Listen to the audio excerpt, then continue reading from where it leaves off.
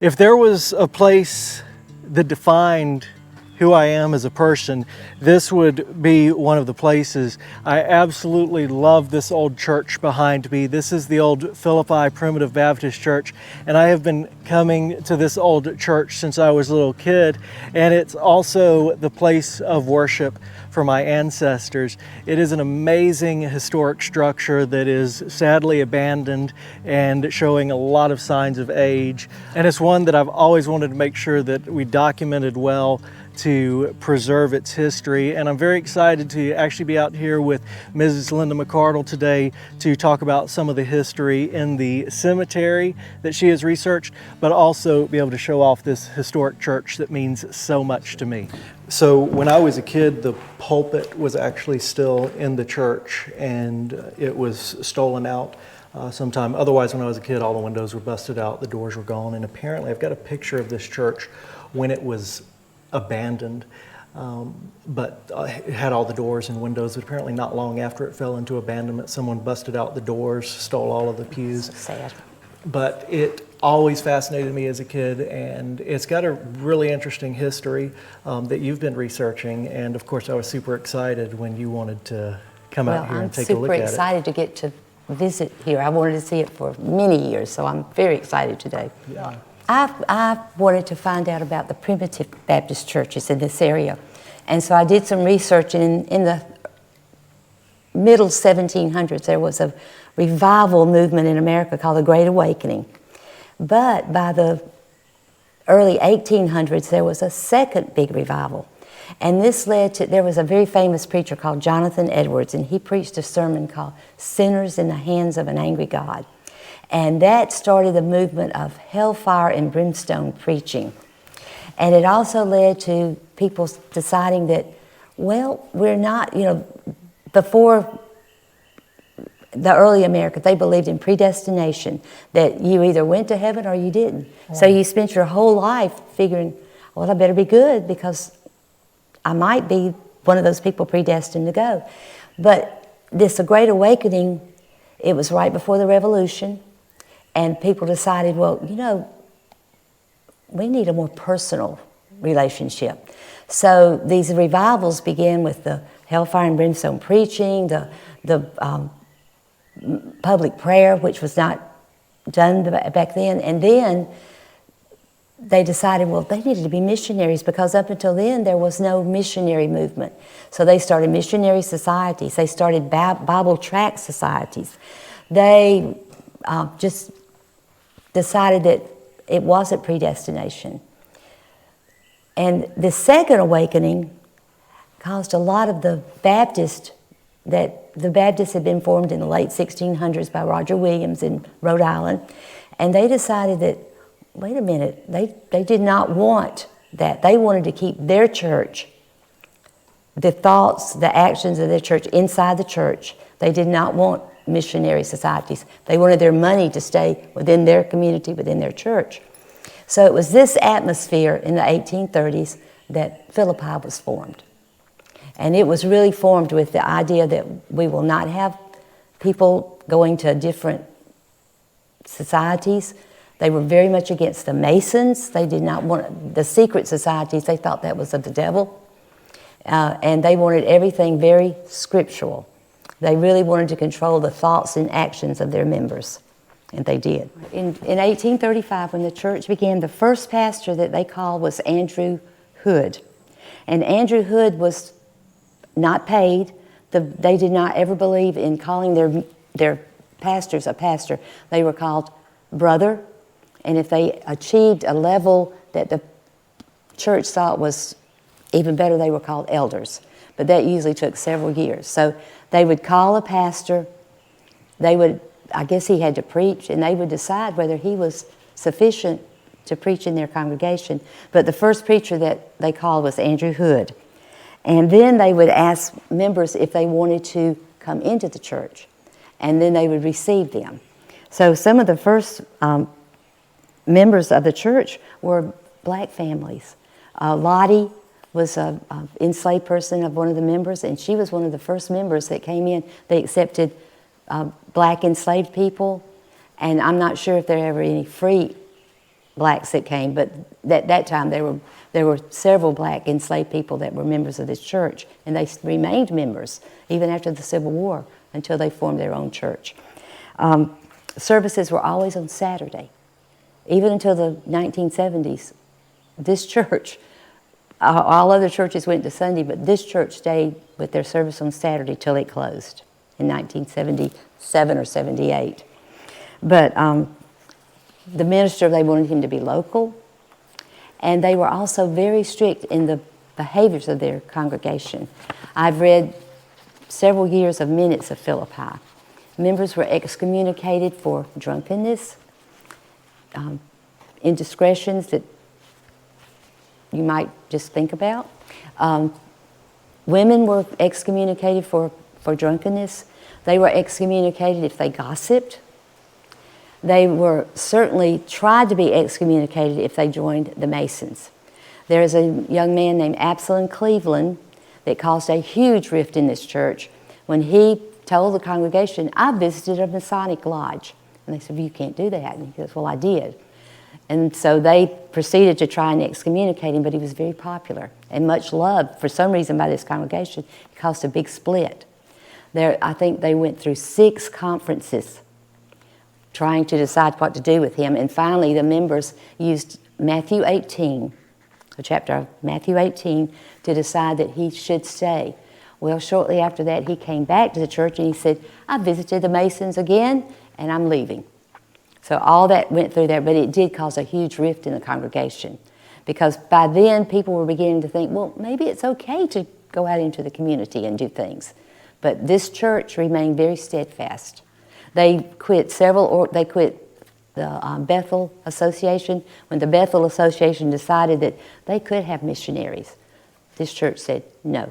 So they joined the Eupatoy Association, and that Eupatoy Association was more in line with their thoughts and feelings. So they remained very strict and committed to their beliefs, even after it was not as popular as it was.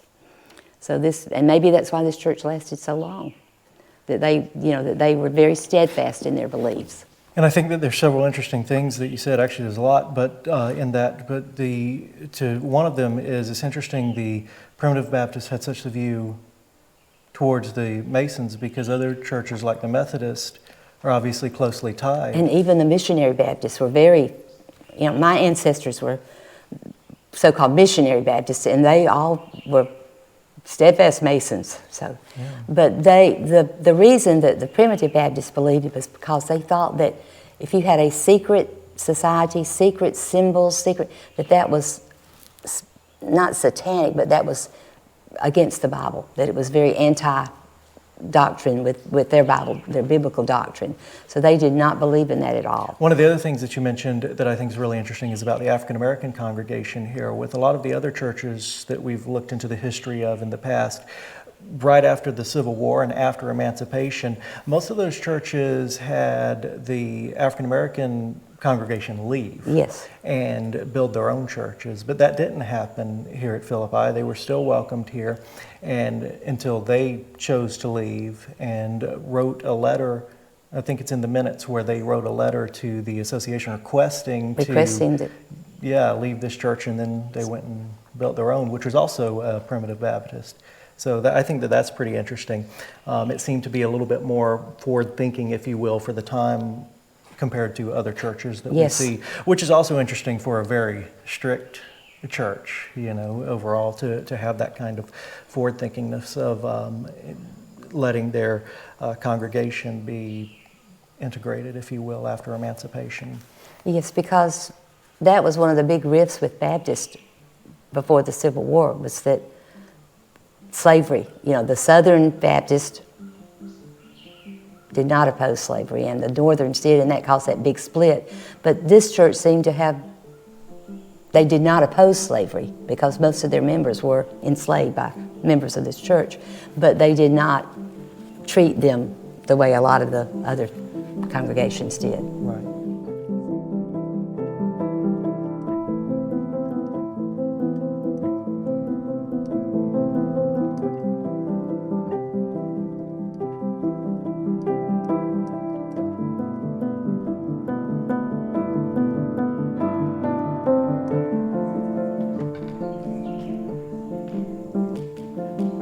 So there's some interesting things I think about this church and its design.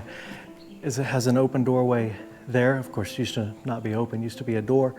And then another doorway right across from that over there. So kind of two doorways across, which is not something that I really remember seeing in other churches that we've looked at before. And of course, the main doorway in the front. Like I said in the beginning of the video, I've been coming to this church since I was a kid, and it feels like home.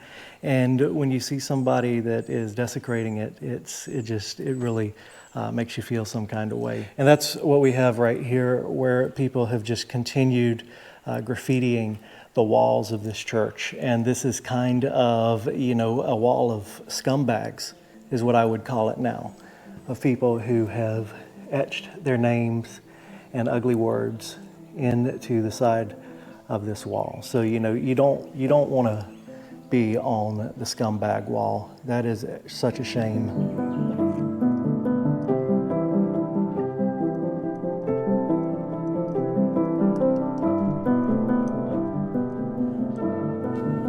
So this church was originally formed in 1835, but this building does not date to then. It was actually rebuilt, I believe, twice, if I recall. It's all in the minutes that Mrs. Linda was talking about earlier, which are super fascinating to read.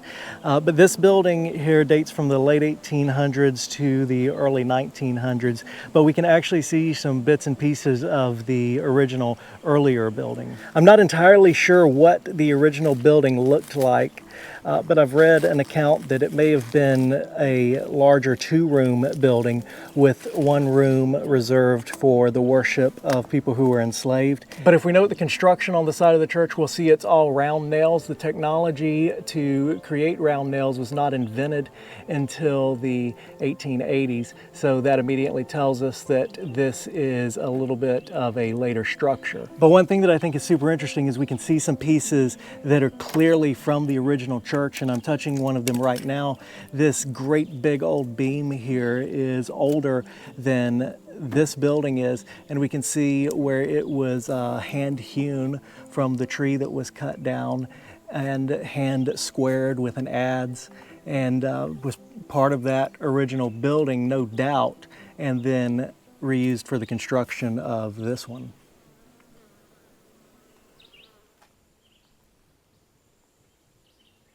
And another thing is you can see how long that this church was cared for, in that some of the foundation was replaced, and also parts of the building were shored up with concrete blocks that we can see underneath the church. But originally it would have sat on these fieldstone piers, and I think it's really interesting how big that rock is right there that's holding this church up. Actually, a lot of the stones that are underneath this church are absolutely giant. And if we look underneath the church here, you can see what I'm talking about with this old wood that's been reused from another structure. You can see the big old notches in it that don't match anything on this building here. And just take a look at what an absolutely huge beam this is from my hand on it there. You can imagine the size of this tree when they cut it down, probably in the 1830s, to build the first Philippi church. And then in the back of the church, something I distinctly remember from being a kid is honeybees lived in this church. And you can see where somebody at some time cut open the back of the church to remove the hives that were there. But that's not the end of the story for honeybees in this church, because there's some still living in the wall today. This entire corner back here was replaced with cinder blocks, and the fieldstone removed, which I think is interesting. They must have jacked the building up. There's another thing that I didn't mention when we were inside of the church, is you can see that the ceiling of the building is dipping in the center.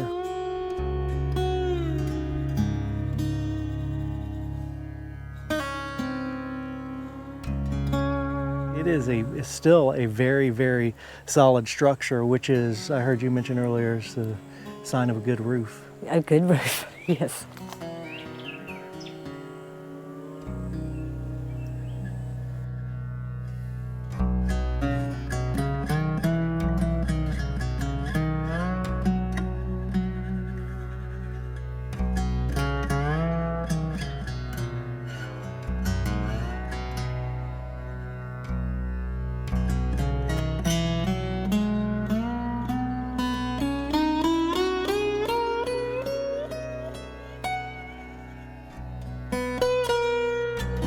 So now we're going to start taking a look at the old cemetery out here. Linda's done a lot of research on the people that are buried here.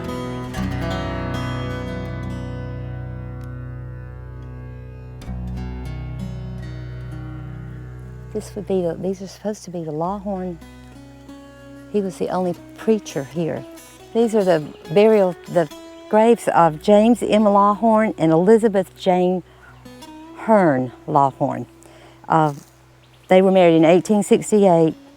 He was an elder here at the church. He preached at this church. He's one of the only preachers that I could find that's buried here. And in newspaper articles, it stated that for 68 years, Mrs. Lawhorn furnished a meal every July when they had their annual conference.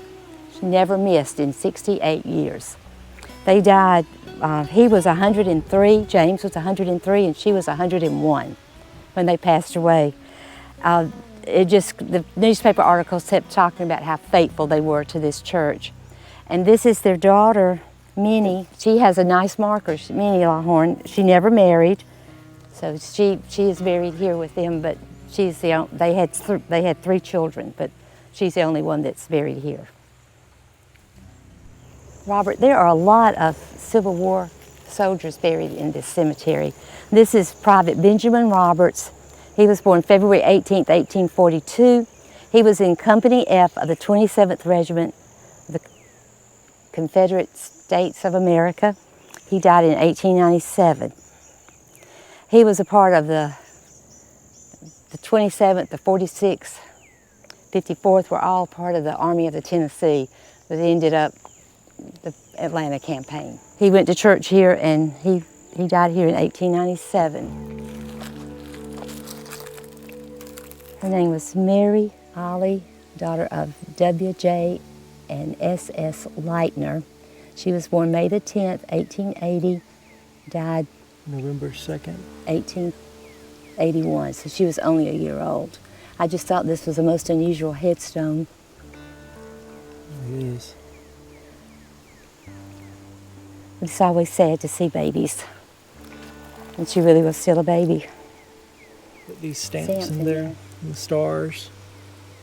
And it's got an epitaph on it, but I don't think you'd be able to read it. No, it's very...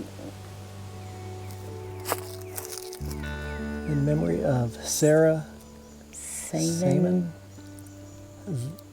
I bet it was Sarah Samantha See, that's right. Leitner, wife of W.J. Leitner, born March the 6th, 1802, died July the 12th, 1886. Daughter of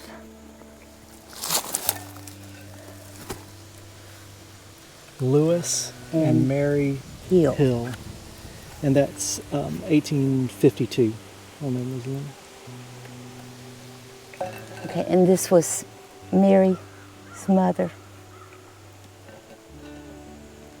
The little baby that died, this was her mother. So she was only 34? Yes.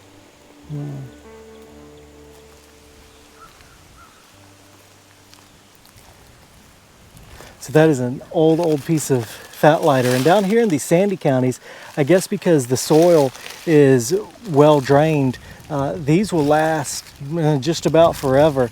And of course, all of the softwood has rotted off of this thing, leaving only the fat wood on the inside. You can see a little bit of it right there, but that's an old wooden headstone. Don't know how old this one is, but it could easily be, 100 years old. I've documented other ones that were placed over 100 years ago and still stand. And that's just the thing about this old longleaf pine wood here. This is Ambrose Chapman. He was born in 1805, died in 1870.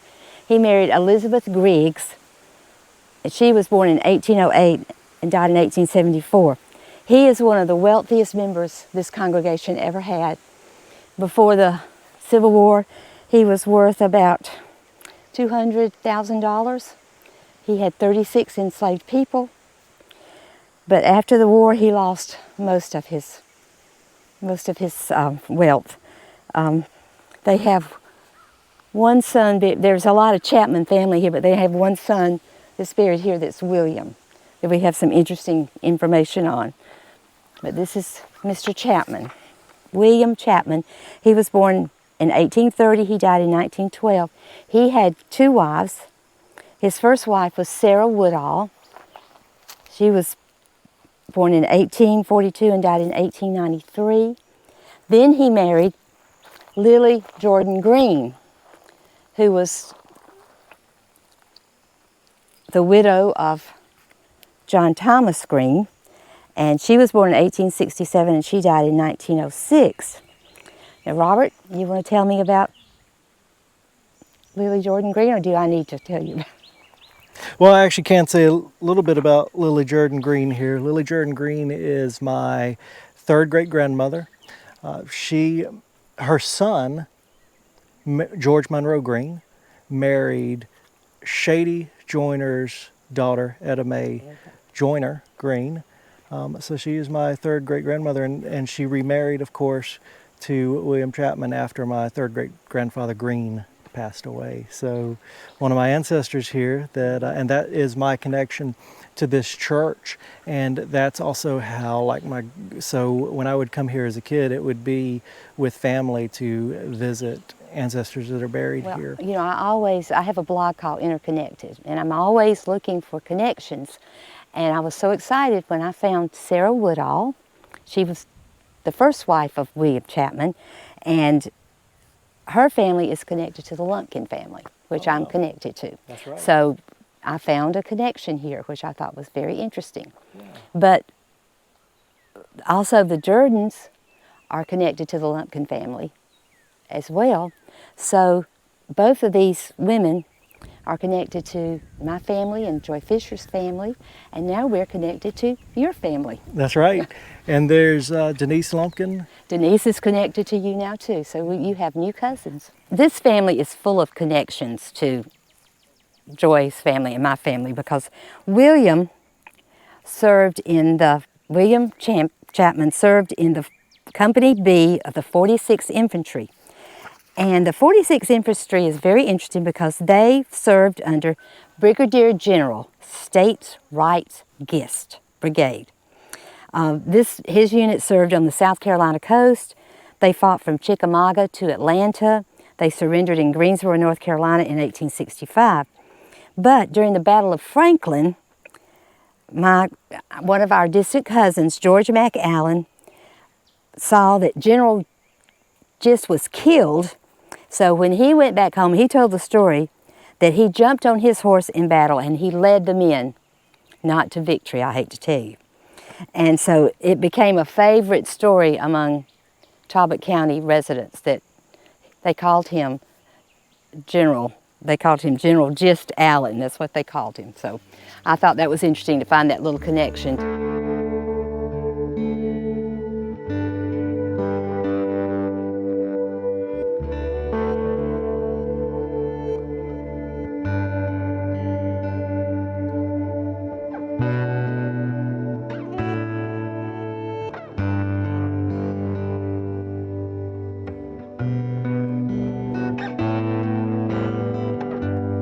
Robert William Hearn, he was a farmer here in the county, and I don't think I mentioned that there was one person that was a merchant in this church, but the rest of the men were farmers. And they weren't wealthy farmers. There was, like I said, there was only one fairly wealthy farmer in this area, but that went to this church, not in this area. But this is Robert William Hearn.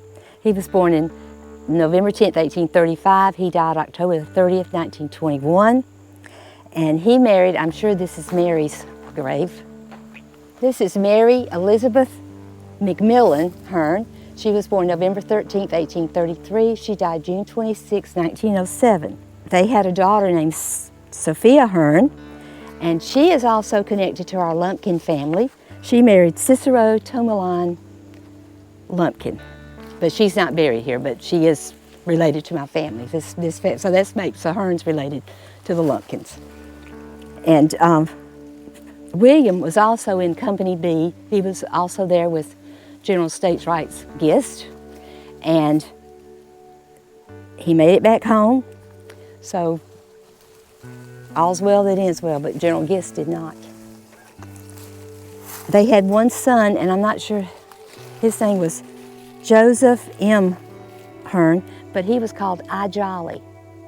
They said everybody called him I, capital I, Jolly. And he married Paralee McGill, but they lived over in Concord, so I think he must have maybe be buried over there.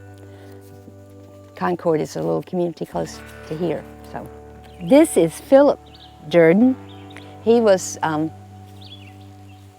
the son of Abraham Jordan, and he was born in 1828. He died in 1884. He married Missouri Purdue. She was born in 1832 and died in 1881. Now, their daughter is your fourth great grandmother, Lily Jordan Green Chapman. But her first marriage was to John Thomas Green, and that's where your family comes through. So this is another ancestor of Roberts. This is another connection to Joy and I through our Lumpkin family. This is Clement Alvis Woodall, who was born in 1802 and died in 1865. He married Sarah Mercer. She was born in 1801 and died in 1885. Their daughter, Sarah, married, she married a Chapman. She married William Chapman. But her cousin married Clement's brother's son, Abner Woodall. So we are getting very confused, but through this little wiggle worm, the Woodall family is related to the Lumpkin family, which is related to Joy and I. Now that I've confused everyone and myself, but anyway, that's genealogy. Twists and turns, confusions, but eventually you get it right. James Backleberry was struck in the back of the head one day, died the next, and that's what I don't understand, he was a wealthy planter and merchant. He's the one merchant that I talked about in this cemetery, and then 2 days later, a black man named Henry Johnson turned himself in, but he tried to tell them that he hit him in self-defense. The case went before the grand jury, and very interestingly, he was not held. He was freed. And witnesses said that it was clearly a case of self-defense. So it was Mr. McElmary's fault. I thought that was just the most interesting story, because during the late 1800s, that was very rare. Most of the time, if an African-American person killed a white person, they were probably lynched before they ever got to trial. Even if it was self-defense? Even if it was self-defense, they were probably killed. Even before they maybe made it to the jail to be arrested, they were killed. There, in Columbus, in the newspapers, there are many, many stories like that. But I thought that was just, and thank goodness that one person got justice. Right. Because in the South during that time, not many did.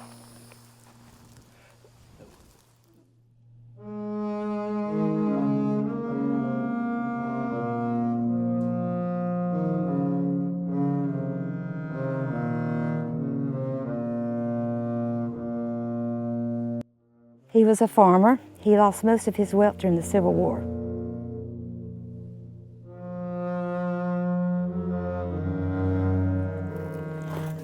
This is James Murray, Elder James Murray. The elder is a sign of deep respect. He was born in 1795, died in 1877.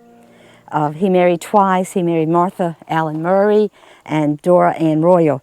But he came to Philippi in 1853. And he appears in just all the minutes until 1870.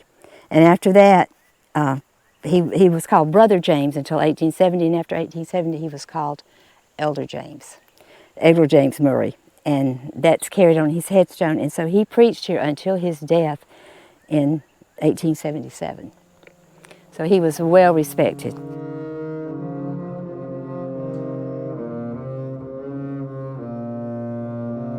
Our mother, Sophie Stewart, born August 16, 1809, died February 6, 1895, joined Philippi Church 1835. She is the wife of Peter Stewart, who was one of the first preachers.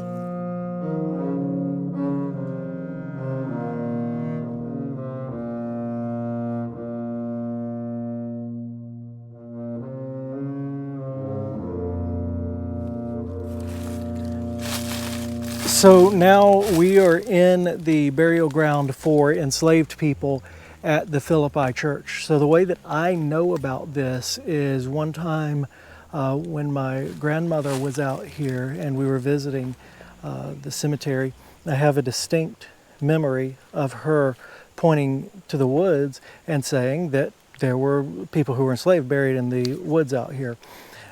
That was when I was a kid. You know, probably nearly 30 years later, I came and looked for the burial ground of enslaved people out here. Didn't find anything. Came back and looked again, didn't find anything. Then Cecil and I were out here because he too heard. I started to think that I just imagined my grandmother saying that. But then Cecil had heard the same thing, that there was burial ground for enslaved people in the woods of Philippi Church. And we came back and we looked and we looked and we looked and we gave up. And on the way out, we found the one indication that's left of the burials that are out here, and it is an ancient wooden headstone that has turned into fat lighter. Now, this is pretty amazing that this thing has survived this long. Yes. This longleaf pine is insect and rot resistant. You know, you see fence posts from 200 years ago still in the ground, and same way that this survived. And then once it turns into a fat lighter, it's like almost petrified. So that's how it's survived for so long.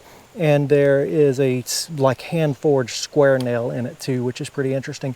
But that being said, this was later confirmed as a grave by somebody who is very familiar with this church and its history as well, who remembered that back up until the 1980s, there were about 20 of these wooden headstones out here in these woods until a logging operation crossed onto this church property and destroyed them all, except for this one right here that has miraculously survived.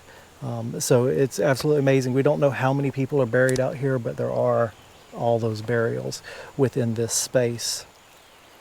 Well, Robert, because someone was thoughtful enough to put an obituary in the paper. There is one person buried in the enslaved cemetery at Philippi, and we know her name. Her name was Cornelia Respass. She was born in South Carolina in 1820. She was purchased as a young woman by the Respass family of Taylor County. And she moved to this county after the war. She died in the early 1900s. The obituary, I don't know if it was written post, they didn't have her the actual date, but they said she was around 85 years old. And she is buried in the enslaved cemetery in the Philippi Church, at the Philippi Church. Wow. So somewhere is Miss Respass. That's amazing. It is. It is. One name, if only but one name. And so, fascinating thing about newspaper research, when you least expect it, this little thing pops up. So I was very happy to find that. So that is the Philippi Church, the cemetery, some stories from that, and the burial of enslaved people. What did you think of the church? I loved it. I told you I'd wanted to come here for so many years, so to see it, it's just such a peaceful feeling, and I just enjoyed today so much. Good, I'm Thank glad. you so much. Oh, you're welcome. When this church was brought up in our conversation, somehow I was like, absolutely, I would love to go here, and it's such a special place to me. I really hate the people graffitiing it. Of course, I hate the condition of it too. I really wish that I could save it. Haven't figured out how to yet, but it's really an amazing and very special place. It is. So we'll see you next time.